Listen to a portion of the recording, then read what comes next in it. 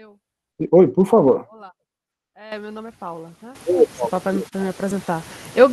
Bom, Tucídides não é o primeiro a ter essa divergência com Cleão. Exato. Na obra de Aristófanes também tem Sim, essa divergência. Eu queria sim. saber se existe outros autores que teriam uma visão diferente de Cleão, ou Cleão, no caso. Olha, Se você ótima, conhece. tá, Porque ótima me parece pergunta. uma coisa tão recorrente, sabe? Não era só Sim, isso. sim, ótima pergunta. Obrigado, né? Do que eu me lembro são essas duas as visões majoritárias, né? Cleão representado como o grande bajulador do povo, né? Como aquele sujeito que na comédia Aristófanes, por exemplo, ele é representado como alguém viciado, né, na Assembleia, alguém viciado da aprovação popular, né, e é tratado sempre, do ponto de vista aristocrático, como um líder, como demagogo, o que a gente chamaria hoje de demagogo, né, aquele que fala qualquer coisa apenas para ter a sua proposta aprovada, sem qualquer compromisso com um projeto futuro, né? Essa é a visão que os aristocratas, entre eles Tucídides e o próprio Aristófanes, têm sobre Cleão. Agora, do que eu me lembro, ele não aparece em nenhum outro autor com uma visão positiva, né? A gente consegue inferir alguma visão positiva. A visão positiva sobre ele, se não me falha a memória, ela deriva do George Grote, né, o historiador inglês do século XIX, né, meados do século XIX. É ele que pela primeira vez fala, olha, por trás da crítica aristocrática, talvez nós tenhamos um líder popular, né, ou um líder que se fez ouvir, se fez persuasivo a uma determinada camada da população ateniense. Mas se não me falha a memória, eu não vou dizer taxativamente, porque pode ser que tenha algum texto fragmentário que eu desconheço, mas se não me falha a memória, o retrato que nos chegou dele é sempre o do salsicheiro, né? Sempre o viés negativo que a gente encontra em Aristófanes e Tucídides. Beleza? Tranquilo? Diga lá. Eu gostaria de saber se a Atenas tinha instituições, assim, analogamente ao que a gente tem hoje nos países atuais, e se a Atenas tinha instituições, quais eram elas, e qual era a posição de Cleão em relação a elas, se elas deveriam ser destruídas, ou quais que ele queria destruir ou proteger. Tá, vamos lá, então, por parte. O espelhamento entre democracias modernas e democracias antigas, ele é feito recorrentemente, mas ele requer bastantes ponderações, né? Você tem instituições que são semelhantes, mas não necessariamente as mesmas. Então, por exemplo, em Atenas, se você pegar a Bulé e a Eclesia, né, a Bulé como uma espécie de conselho de 500 cidadãos que preparavam as pautas da Assembleia, né, você teria na Bulé uma espécie de câmara alta, na Eclesia uma espécie de câmara baixa. Alguma coisa bem grosseiramente, né, semelhante ao Senado, a Bulé, né, e a Câmara dos Deputados, a Eclesia. Agora, essa semelhança é muito enganosa, né, ela é muito complicada. É mais fácil você falar em duas câmaras, né, duas instâncias decisórias, do que propriamente em Senado e Câmara dos Deputados, né, uma vez que, por que disso? O Senado não define a volta da Câmara dos Deputados, ele é uma Câmara separada. Agora, entre a Bulé e a Eclesia em Atenas, você tem sim uma relação quase que de subordinação, né? A Assembleia não debate qualquer coisa, ela debate a pauta preparada pela Bulé. Então, hoje em dia, o papel ocupado pela Bulé ateniense seria o da mesa diretora da Câmara dos Deputados, ou seja, a mesa da presidência, né, a mesa liderada pelo presidente da Câmara. Percebe o problema? Então, se por um lado você tem instâncias semelhantes, essa semelhança muitas vezes é enganosa, né? Os tribunais de Atenas, por exemplo, eles eram mini-assembleias, né? Você tinha corpo, os jurados eram sorteados entre os cidadãos, e você tinha, por exemplo, 201, 501, 1001 jurados, era sempre terminado em um, né? Sempre terminado em um número ímpar, né? Mas tentem imaginar um julgamento hoje em dia sendo conduzido por 200 pessoas, por 500 pessoas, por 1000 pessoas. Talvez o julgamento de Sócrates tenha se dado num desses tribunais de 501 pessoas, nós não sabemos, não temos os números, tá? Então existe sim uma relação de analogia entre as instituições antigas e as modernas, mas a despeito das analogias, as diferenças talvez sejam muito maiores né, do que as semelhanças. Tá? As semelhanças, às vezes, param só nos nomes. Agora, Cleão desejar ir contra alguma dessas instituições, eu não sei se seria o caso. Aí está uma outra analogia curiosa com o mundo moderno. Né? Eu não sei se ele é o sujeito que vai contra alguma instituição, pelo menos eu não me lembro de nenhum caso em que ele se pronuncie explicitamente contra nada, mas sim o sujeito que tenta instrumentalizar essas instituições. Ele tenta fazer uso dessas instituições para próprio benefício. É isso que eu estou chamando de instrumentalizar. Quer dizer, você tentar se fazer persuasivo, você tentar convencer uma instituição como essa, mas de modo a fazer passar o seu projeto pessoal de poder, sem se preocupar com a coletividade, sem se preocupar se esse projeto vai ter consequências de longo alcance ou não. É aí que entra a crítica do Diodoro, quer dizer, é mais importante a gente pensar no futuro, pensar, né, longe como talvez Péricles, do que talvez querer satisfazer um ímpeto momentâneo. Tudo bem? Não sei se eu respondo aquilo que você tinha perguntado. Deu para dar uma palhinha? Se você tiver curiosidade de se aprofundar nesse tema, o problema das instituições atenienses, tem vários textos de um historiador dinamarquês que escreve em inglês chamado Mogens Hansen. Né? Se quiser, depois eu te mando as indicações desses textos. Ele escreve em inglês, né, um inglês super tranquilo, dá para ler numa boa, mas chama Mogens Hansen. Eu vou botar aqui no chat, se você jogar no Google, você acha Mogens Hansen, né? Você acha fácil, joga no Google Mogens Hansen Democracy, né? Tem um texto dele que está online, dá para baixar a free, que é um paralelo entre a democracia antiga e a democracia contemporânea. Ele é o cara que escreve, me parece, de modo mais didático, mais simples a respeito. Então, eu te recomendaria ir por aí. Eu respondo isso que você me perguntou, deu para ter uma... eu vi que você botou aqui no chat, beleza. O que mais, moçada? Digam lá. Ô, professor, aqui é o Jean. Só um comentário. É interessante perceber na democracia esses discursos e a carga de violência que eles têm. Porque, por exemplo, na Assembleia Espartana, tem um personagem muito interessante que é o Stanileidas, no livro primeiro. Sim, que é totalmente urfascista no discurso. Sim, né? É de uma violência fora do comum, né?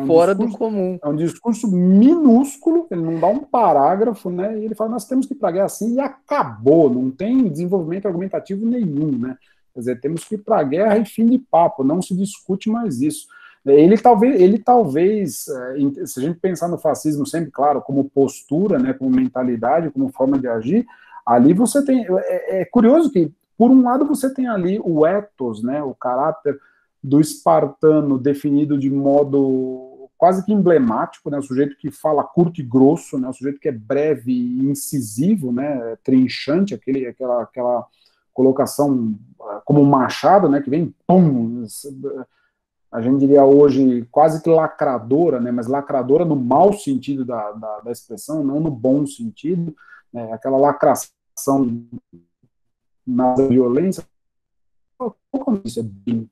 Elas são o que? Uma forma de bullying, uma forma de intimidação, talvez, enfim. Então, se por um lado você tem esse ethos espartano que vem quase como uma espada, por outro lado, se a gente pensar em termos de mentalidade fascista, você tem ali quase que um sujeito em miniatura. Né? Para quem quiser verificar, está lá no livro primeiro, se me fala a memória, é o 138, né? Eu já pego aqui. Esse aqui, não sei se eu apresentei para vocês, esse daqui é o Tucídides, esse aqui é um dos meus companheiros de longa data, né? Uma ediçãozinha que eu uso já há 1000 anos, né? Essa daqui, enfim, essa daqui, não sei, são da Torner e Tucídides, né? É só o texto grego, né? Então, quando você vai utilizar para pesquisa e tudo mais, tem que ser dessas daqui, né? Não pode ser tradução. A gente dificilmente usa tradução, né? Mas o texto lá do Stenileidas, ele está pouco antes do discurso de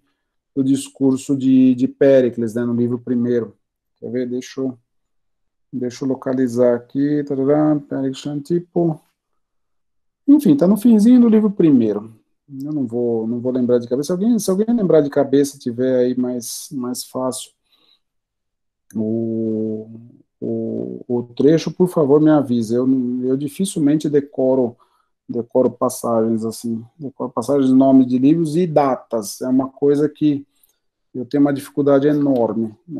Já me zoaram por isso, onde já se viu um historiador que não decora datas, né? E eu diria, bom, eu devo estar fora do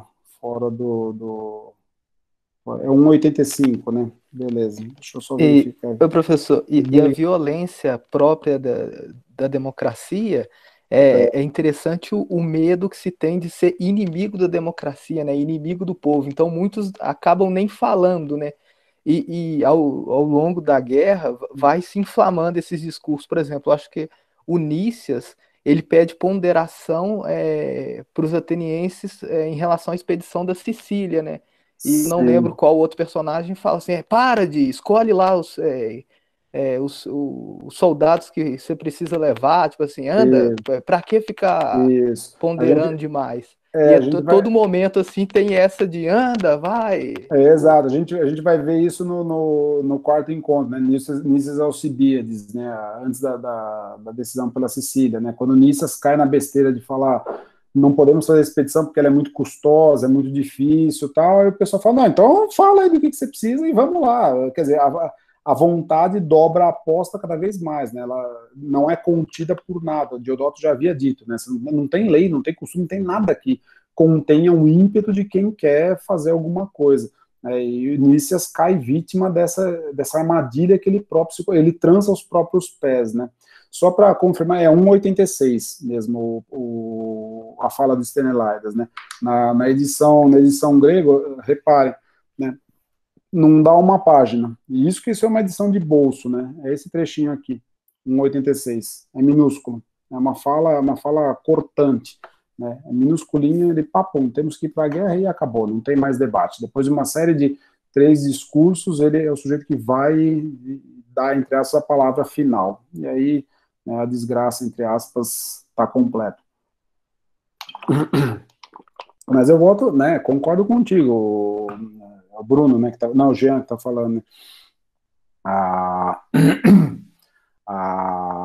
esse medo de se indispor contra a democracia, a gente vê na fala de Diodoro, né, quer dizer, a acusação contra o orador, contra o intelectual, quer dizer, o sujeito, por melhor intencionado que ele seja, se ele abre a boca e desagrada a população, ele pode entrar pelo cano se ele não for um Péricles. Lembra lá do 2,65? Tucídides diz, Péricles, ele falava de modo livre com a multidão, né, quando era necessário dizer algo que ela já aprovava, ele dizia sem bajular, né, sem descer, né, ao nível da puxação de saco, digamos assim. E quando era necessário dizer algo duro que contrariava a multidão, ele fazia sem enfrentar, mas tentando mostrar racionalmente o porquê da necessidade de corrigir a rota. Quer dizer, o Péricles era capaz de falar com essa liberdade. Por que disso? Porque ele não era um sujeito passível da aprovação alheia. Ele era rico por si próprio, ele tinha um status por si próprio, e ele é um sujeito que se colocar acima de paixões que se chocam a todo momento, segundo Tucídides. Né? Se isso na prática era equivalente ao que Tucídides diz, é uma outra história, né? Mas o modo como ele apresenta é de um Péricles que se coloca com liberdade acima dessas paixões da Assembleia. O problema, ele disse também no 265, é que os que sucederam Péricles estavam mais preocupados não em apresentar o melhor projeto, mas sim em satisfazer os desejos da multidão. E aí que a vaca vai para o brejo. Por quê? Porque não está mais em questão, né, construir e reconstruir ou reinventar a democracia, como o Saramago disse, né, naquele texto que eu coloquei para vocês no começo. Não se está mais em questão repensar a democracia e preservar essa conquista, aprimorá-la de alguma maneira. O que está em jogo é o próprio interesse. Você não está mais em jogo a salvação do coletivo, a salvação do comum. Não está mais em jogo a coletividade. O que está em jogo é o eu. Está em jogo eu conseguir, é a razão de Estado, é o que a gente chama de razão de Estado. Eu fazer passar a minha vontade. Se a minha vontade vai prejudicar a comunidade, eu não dane-se.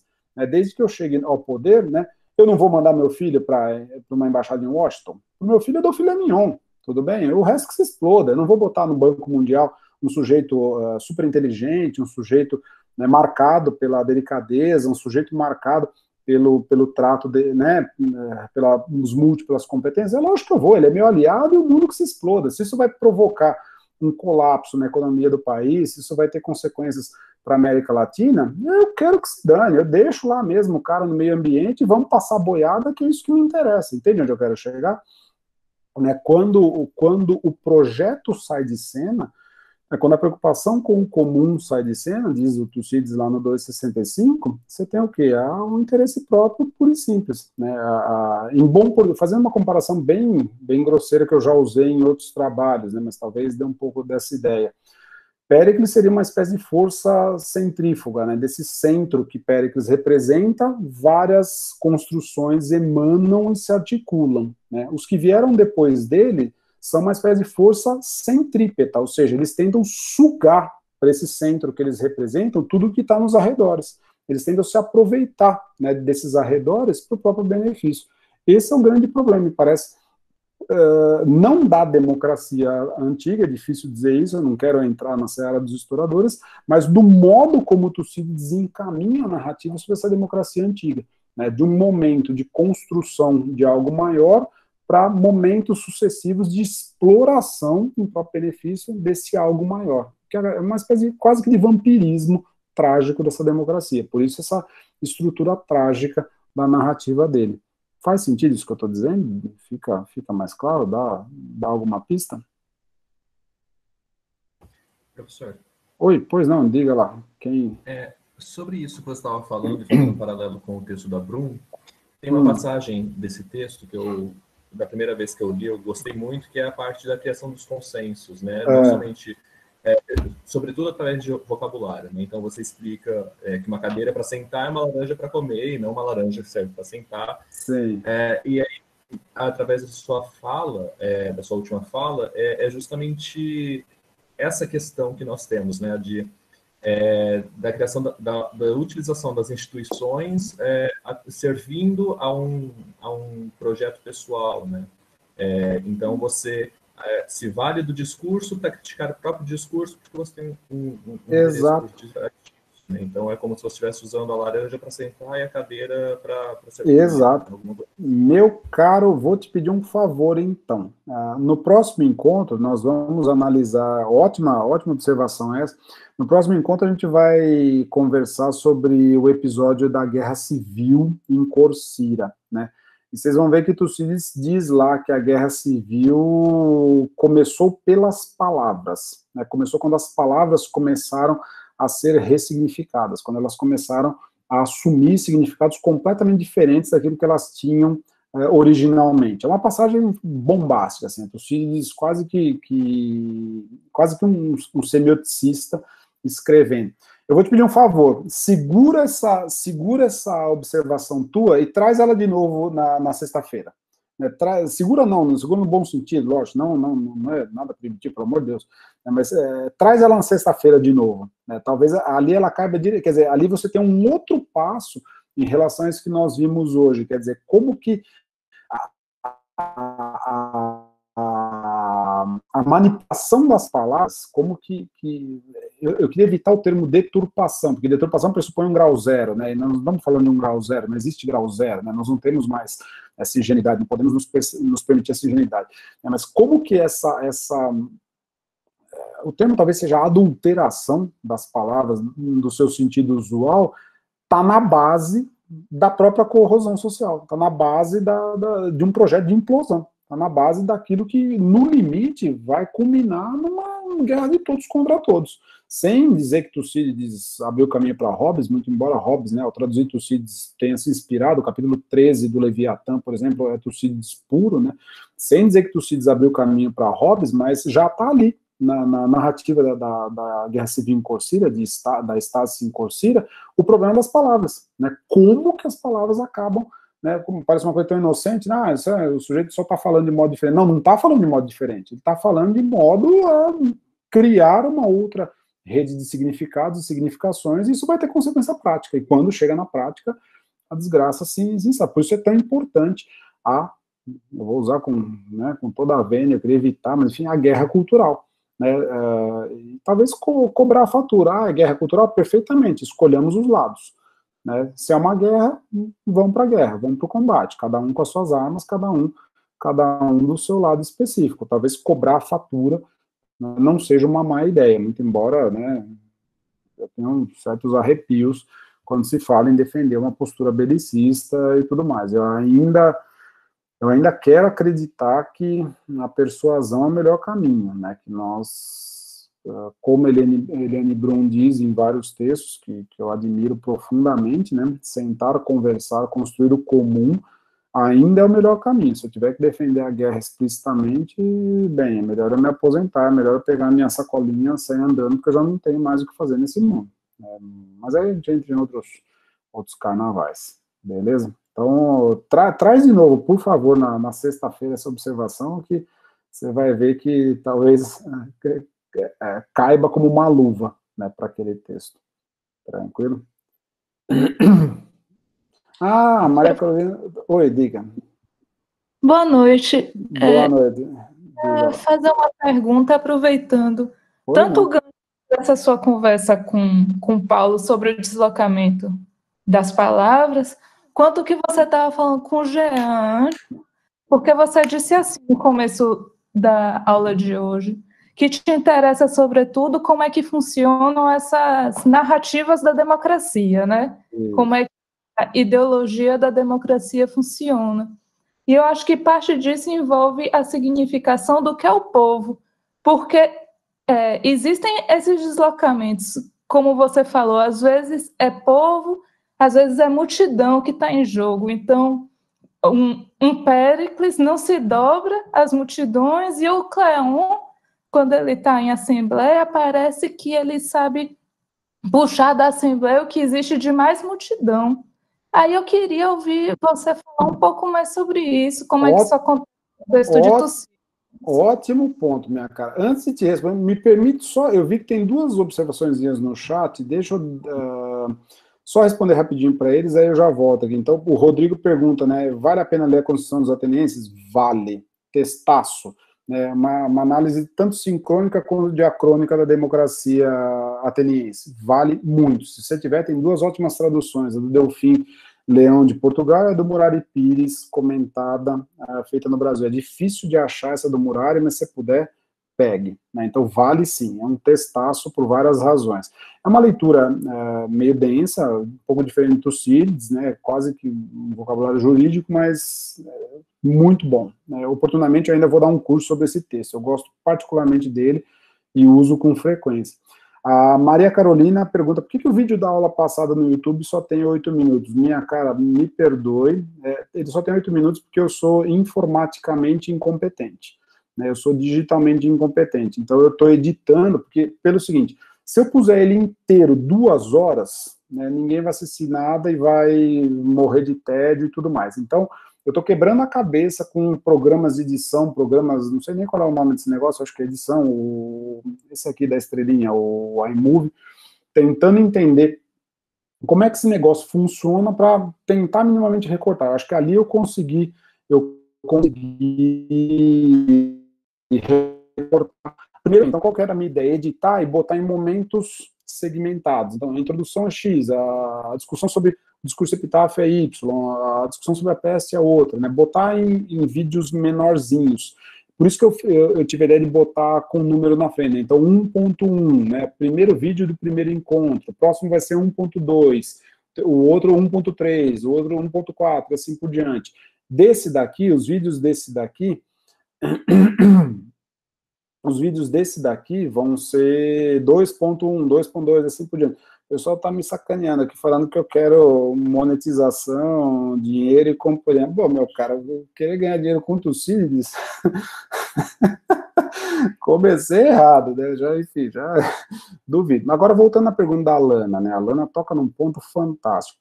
Existe um problema seríssimo, que é o problema da terminologia usada pelos autores antigos. Muitas vezes uma mesma palavra pode ter duas conotações distintas, ou até mais, dependendo do contexto. A palavra, vamos pegar dois termos muito comuns, né, que se referem à democracia e ao povo, né, que são a palavra demos, né, que é a mais comum, e a palavra pletos, que aparece em outros autores. Em Tucídides, se não me falha a memória, pletos quase nunca aparece, ou se aparece, nunca associado à ideia de democracia, né, mas à ideia de povo apenas, né. Agora, a palavra demos é recorrente, ela pode significar tanto democracia quanto povo. Demos, por sua vez, quando significa povo, pode ser entendido tanto em chave positiva ou neutra, o povo, ou seja, a coletividade reunida na Assembleia, né, os cidadãos, mais do que os habitantes de Atenas, né, pode ser entendido como os cidadãos reunidos em Assembleia, pode ser entendido de maneira genérica como o povo ateniense, né, todos os habitantes de Atenas, e pode também ser entendido, dependendo dos contextos, e me parece que é o caso, como você aponta, com relação a Cleão, né, como o povo, no sentido daquele que segue uma determinada facção, tá? No caso, os apoiadores de um determinado líder. A palavra pletos, por sua vez, né, então veja, a palavra demos tem pelo menos três sentidos distintos.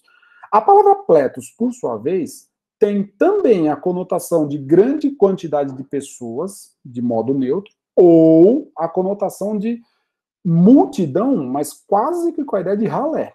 Né? Multidão, assim, aquela ralé, aquela gentalha que vai atrás de alguma coisa, vota e companhia. Tá? Pode ter uma conotação fortemente negativa.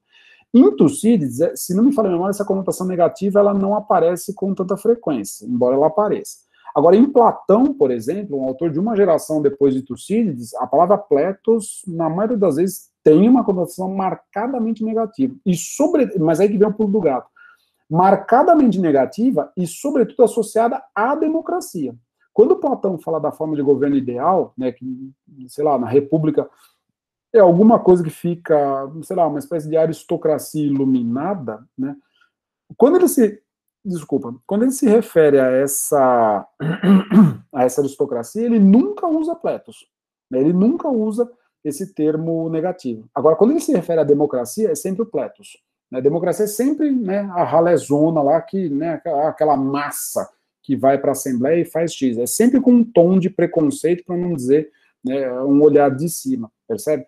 Então, já no próprio grego do século V que nos chegou, você já vê essa oscilação de sentido, pelo menos essas duas palavras, em N contextos distintos. Aí a gente precisaria pegar o texto grego mesmo e ir em cada passagem e tentar entender o que significa cada termo em cada passagem. Mas essa oscilação já existe nesses textos.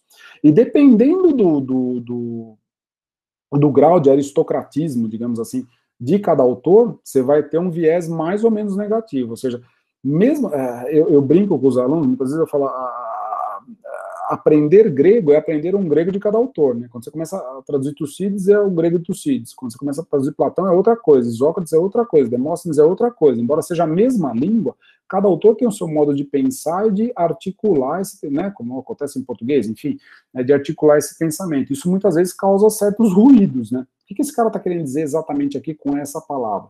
Então, só pegando mesmo cada passagem para a gente conseguir ver em detalhe o que significa cada termo. Responda a tua observação, Alana.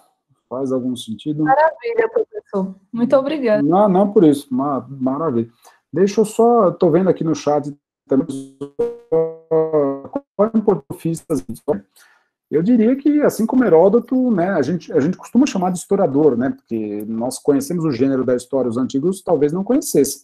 Tucídides era não só amigo de sofistas, conhecia esses caras, dialogava de igual para igual com esses caras, mas ele seria, né, talvez para um ateniense, entendido como um sofista, né, como alguém que consegue articular discursos de modo competente. Diferentemente dos sofistas, por exemplo, ele não é um sujeito que vive dessa profissão, né, ele não é ele não é um professor de retórica, tá? A maioria dos sofistas fazia, né, alguém como, né, um professor, hoje em dia seria um sofista da antiguidade, alguém que vive do próprio conhecimento seria considerado um sofista. Tucídides não vivia, ele era um cara rico por outras razões, ele vivia de outras rendas, sei lá, seria um rentista hoje em dia. Tá? Mas na sua obra, o pensamento sofístico é evidente, sobretudo, se você quiser de cara, né, Protágoras, né, esse historicismo relativista de Protágoras, é muito evidente em várias passagens, talvez um pouco de Anaxágoras, né, esse intelectualismo que você percebe por trás de Péricles, por exemplo, a ideia de Péricles como a encarnação da prónoia, né, como esse nous análogo ao de Zeus. Péricles é uma espécie de Zeus de Atenas. Péricles está para Atenas, assim como Zeus está para o cosmos. Né, ele é a grande inteligência da cidade, é o grande, né, cérebro, digamos assim, da cidade. Né, então você tem ali pelo menos dois sofistas, para não citar Heráclito, para não citar outros autores que talvez não fossem entendidos como sofistas, por trás do seu próprio texto. Para nem falar de Heródoto. Heródoto que nós entendemos como historiador, mas que também é outro sujeito que facilmente seria entendido como sofista. Heródoto que vivia da própria obra, né? Tem aquela passagem famosa de que ele recitou as histórias em Atenas e ganhou um belo de um prêmio de, se não me engano, 10 mil dracmas por isso, que era uma bela de uma grana. Então, talvez para um ateniense, Heródoto passasse como sofista, muito embora a figura do Ristor, né, sem fazer propaganda de novo, mas eu tenho um capítulo de um livro sobre isso, né, é o primeiro capítulo lá do Fracasso e Verdade, né, que leia se você tiver com insônia, alguma coisa assim, porque é um texto meio pesado por outras razões, né, mas seriam autores que passariam como sofistas, tá? Então, não sei se é isso que você tinha em mente, né?